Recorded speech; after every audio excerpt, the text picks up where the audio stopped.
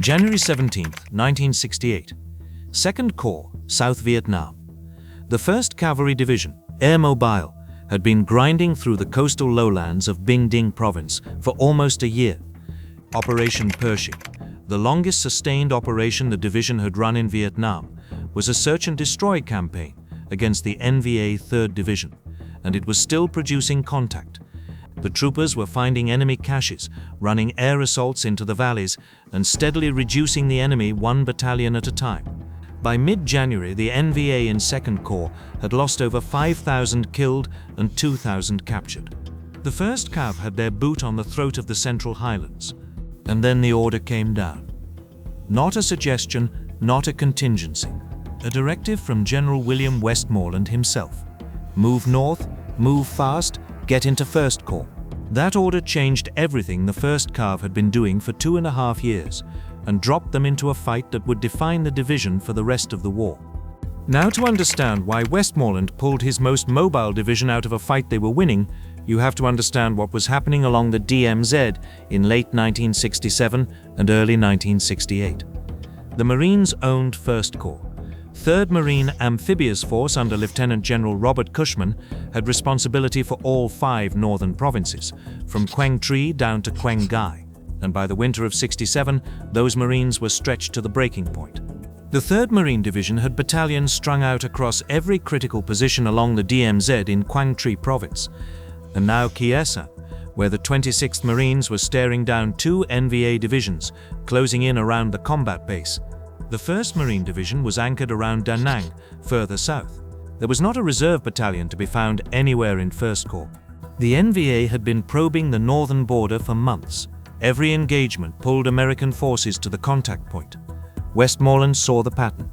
His intelligence chief, Brigadier General Philip Davidson, later wrote that Westmoreland had a long-standing fear that the North Vietnamese intended to seize the 2 northern provinces and establish a liberation government there. That fear drove everything.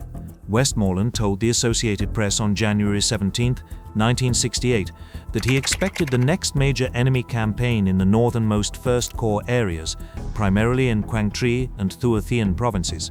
He was not guessing. He had the intelligence, and he was acting on it. Here is the part that most people miss when they talk about this move. Westmoreland did not just wake up one morning and decide to shift the 1st Cav. He had been building toward this since the fall of '67. Operation Checkers was his plan to shuffle units across the entire country, freeing up Marine battalions in 1st Corps by backfilling their positions with Army and Korean units further south. He pushed the 11th Infantry Brigade into southern 1st Corps. He moved Korean Marines into the Da Nang area to release 1st Marine Division battalions. He had ARVN airborne battalions inbound. It was exactly what the name implied. A chess game, piece by piece, freeing up combat power for the north. But Checkers was only going to move Marine units within 1st Corps and bring in some Army support around the edges. What Westmoreland wanted was something bigger. He wanted an entire airmobile division operating in the 2 northernmost provinces, and the only unit in Vietnam that fit that description was the 1st Cav, sitting 350 kilometers south in 2nd Corps. The logic was straightforward. The Marines had their hands full. The 3rd Marine Division was committed along the DMZ and besieged at Khe Sanh. The 1st Marine Division was stretched across central 1st Corps around Da Nang. There were not enough Marine maneuver battalions to cover the approaches to Hue and Quang Tri while also holding the border. Westmoreland needed fresh battalions in the gap, and he needed them to be mobile enough to react to whatever the NVA threw at them. A conventional infantry division would have taken weeks to reposition and would have been road-bound once it got there. The 1st Cav could move by air. It could cover ground that would take a leg unit days. That was the whole point of air mobility, and Westmoreland was about to prove it mattered. Consider the scale of what happened next. On January 17th, the 1st Brigade received orders in 2nd Corps to prepare for a move 350 kilometers north. 5 days later, on January 22nd, Operation Jeb Stuart officially kicked off. The purpose was simple: get into Quang Tri Province and destroy NVA forces staging in the base areas west of the provincial capital before they could launch an offensive toward the coast. Colonel Donald V. Rattan and the 1st Brigade were already deploying by helicopter into the Quang Tri area, setting up at landing zones south of the city. Their immediate mission was to go after the enemy base areas in the hills to the west, 350 kilometers, by air, by ship, by truck. In less than a week, the lead brigade was operational in a completely new area of operations. That does not happen with any other division in the theater. On January 25th, the 3rd Brigade under Colonel James O. McKenna started arriving at Camp Evans, a former Marine base northwest of Hue. General Tolson flew in and established his division command post near Hue. He set up in a massive Vietnamese cemetery he christened Landing Zone El Paso. Tolson later wrote that he needed to get the division out of that graveyard. Fair enough. Now here is the detail that changed the calculus of the entire Tet Offensive in the north. The 2nd Brigade could not come, they were still finishing Operation Pershing in 2nd Corps, a year-long search and destroy mission that had been grinding down the NVA 3rd Division. Westmoreland compensated by attaching the 2nd Brigade of the 101st Airborne Division to the 1st Cav. Colonel John H. Cushman brought his paratroopers into 1st Corps and pushed units out to support Rattan near Quang Tri. So the 1st Cav went north with 2 of its own brigades and 1 borrowed from the 101st. Not ideal, but it was what they had. And then Tet hit. January 31st, 1968. 0200 hours. 84,000 NVA and Viet Cong soldiers launched coordinated attacks across South Vietnam. In the 1st Cav's new backyard, the NVA struck both Hue and Quang Tri city simultaneously. At Quang Tri, 5 NVA battalions from the 324th Division hit the city with about 2,700 troops, backed by rockets, mortars, and recoilless rifles. Their plan was to overwhelm the ARVN 1st Regiment inside the city and hold it, 5 battalions against 1 provincial capital. And that was just a supporting attack. The main effort was Hue. The ARVN held, barely. They fought house to house through the night, getting pushed back toward the sector headquarters. By noon on the 31st, the situation was desperate. Robert Brewer, the senior provincial advisor for Quang Tri, choppered in to see Colonel Rattan at his brigade command post. Brewer did not mince words. He told Rattan the situation was desperate. 1 enemy battalion had infiltrated inside the ARVN lines, and if the NVA committed their remaining battalions, the defenders would be finished. Rattan had a problem. 1 of his cavalry battalions was fogged in on a mountaintop to the west, could not move. The attached 101st Battalion was tied to base defense. That left him 2 cavalry battalions. The 1st Battalion, 12th Cavalry, and the 1st Battalion, 5th Cavalry. 2 battalions to break a 5-battalion assault. What Rattan did next is one of the finest examples of air-mobile improvisation in the entire war. Within 2 hours of getting the alert, his staff had a plan, and the lift assets were spinning up. By 1600, both cavalry battalions were air assaulting into multiple landing zones east and southeast of Quang Tri city. They dropped directly into the rear of the NVA assault force. The enemy had blocking forces deployed specifically to prevent ground reinforcement. Rattan's helicopters simply flew over them. Somebody later compared it to Patton turning 3rd Army 90 degrees in the Ardennes, except Rattan redirected his entire brigade 180 degrees in 2 hours, not 3 days. The 1st of the 12th landed right on top of the enemy's heavy weapons support and got into a savage firefight that lasted until dark. 2 companies from the 1st of the 5th put down southeast of the city and hit another NVA battalion from behind, while the ARVN hit them from the front. Hammer and anvil, executed on the fly with no rehearsal. The enemy never recovered. By February 1st, Quang Tri city was cleared. The NVA lost an estimated 900 killed and 86 captured. Without air mobility, without the 1st Cav being in 1st Corps at all, Quang Tri almost certainly falls. At Hue, a division-sized NVA and Viet Cong force had seized most of the old Imperial City, nearly everything except the Max V compound and the ARVN 1st Division headquarters. On February 1st, 3rd MAF Commander General Cushman alerted Tolson to prepare the 3rd Brigade for deployment west of Hue. The mission was to cut the enemy's supply lines feeding reinforcements into the city. On the afternoon of February 2nd, the 2nd Battalion, 12th Cavalry air assaulted northwest of Hue and immediately ran into 2 dug-in NVA battalions. Fog rolled in, killing gunship support, and the cavalrymen found themselves in a slugfest without their usual aerial firepower advantage. The fighting northwest of Wei would prove some of the hardest the 3rd Brigade faced. The 5th Battalion, 7th Cavalry followed into another insertion point, trying to close the enemy's line of communication. The 1st Cav was not fighting inside Wei itself. That was the Marines and the ARVN. And that was a different kind of hell. The Cav's job was to strangle the flow of replacements and supplies into the city from the north and west. A different mission, but no less brutal. Meanwhile, on the night of January 31st, NVA rockets hit Camp Evans and detonated an ammunition dump. The resulting chain of explosions and fire lasted more than 12 hours, rounds cooking off.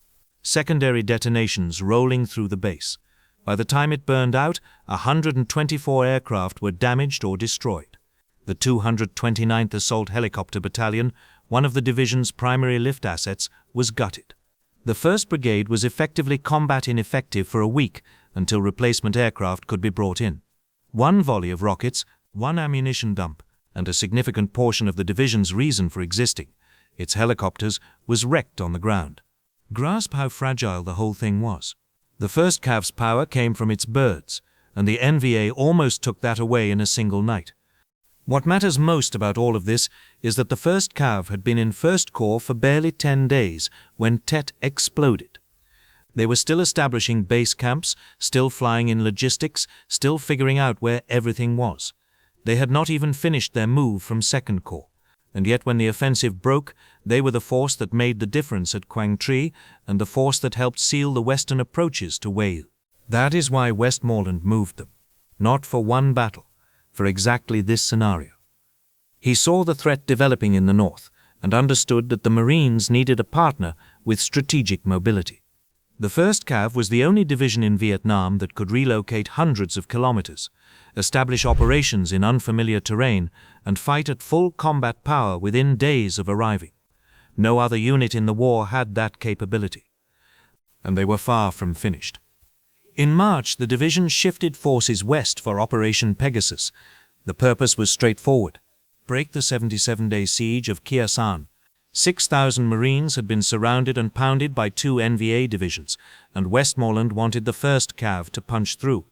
Tolson committed all 3 brigades, augmented by a Marine regiment, the 26th Marines already inside the perimeter, and ARVN airborne battalions. The engineers had to build a new airstrip capable of handling C-130 traffic before a single trooper could launch west. Weather had been hammering the area for weeks. Low ceilings, thunderstorms, fog so thick the pilots were climbing through overcast on instruments just to get out of Camp Evans. Tolson later wrote about the operation with evident pride, calling air mobility the key that freed his infantry from the tyranny of terrain. He meant it literally. While the Marines attacked overland along Route 9, the 1st Cav leapfrogged by helicopter from one landing zone to the next, pushing west toward the combat base. Bad weather delayed the opening assault until the afternoon of April 1st. From that point forward, it was a grinding advance, one hilltop at a time. On April 8, the 2nd Battalion, 7th Cavalry, pushed through to the combat base itself and linked up with the 26th Marines. 77 days. The siege was over. Not a moment of hesitation from the cavalry. They rolled straight from the link-up into pursuit. The 1st of the 12th Cavalry recaptured the overrun Special Forces camp at Lang Vei west of Khe Sanh, pulling out stockpiles of NVA supplies. Westmoreland called the logistic air effort supporting the whole operation the premier air logistical feat of the war. And then, before the dust had settled on Pegasus, orders came down for the next mission. 11 days after Khe Sanh, on April 19th, Tolson threw 11,000 men and 300 helicopters into the A Shau Valley for Operation Delaware. The purpose was to crack open the NVA's most important logistical sanctuary in 1st Corps, a valley near the Laotian border that no Allied force had entered since 1966. The enemy had turned it into a fortress. Tanks, radar-controlled anti-aircraft guns, heavy machine guns everywhere. The weather in the A Shau was almost unbelievable. Heavy clouds, fog, thunderstorms. Pilots were navigating by pilotage alone, searching for holes in the overcast to slip through. A daring long-range reconnaissance patrol seized Signal Hill, the peak of Dong Re Lao Mountain, nearly 5,000 feet up, and choked with jungle, just so the brigades slugging it out deep in the valley could maintain radio contact with Camp Evans and incoming aircraft. Think about that for a second. They had to take a mountaintop just to talk to their own headquarters. The NVA fought back with everything. They shot down a C-130, a CH-54 Skycrane, 2 Chinooks, and nearly 24 Hueys. More were lost to accidents or damaged by ground fire. The division lost over 100 killed and 530 wounded in the A Shau, but they broke the sanctuary. They found Russian-made tanks, 70 trucks, 2 bulldozers, 30 flamethrowers, thousands of rifles, and tons of ammunition and supplies. Bad weather let a significant number of NVA escape into Laos, but the damage to their logistical network was severe. The A Shau would never again function as it had before Delaware. Quang Tri, Khe Sanh, the A Shau Valley. 4 major operations in 4 months, all in First Corps. All made possible because Westmoreland made the call to yank the division out of a fight it was winning in Second Corps and throw it into the fire up north. The 1st Cav stayed in First Corps through the summer and fall of '68, running Operation Jeb Stuart III, a sustained effort to hunt NVA forces in their base areas west of Quang Tri and way before they could stage another offensive. The division finally moved south to 3rd Corps in October to deal with a new threat near Saigon. By then they had proven something that went beyond any single battle. Air mobility was not a concept anymore. It was the decisive factor in the Northern Campaign of 1968. The division paid for it. In the Vietnam War, the 1st Cavalry Division suffered more casualties than any other Army division. Over 5,400 killed and more than 26,000 wounded. A significant portion of those numbers came from the 1st Corps fighting in '68. Here is the thing that stays with you. When Tolson got the order to move north, his division was 350 kilometers away, deep in an ongoing operation, with 1 brigade already detached to 1st Corps, and his 2nd Brigade unable to come along. He had to assemble a hybrid force, move it by every means available, establish operations from scratch in unfamiliar territory under a different corps command, and be ready to fight in days, not weeks. And then Tet hit before the move was even complete. They fought anyway. They fought at Quang Tri and won. They fought northwest of Hue and bled for every kilometer. They broke the siege at Khe Sanh and cracked open the A Shau. The 1st team earned the name that year, in a way that no one who was there would ever forget.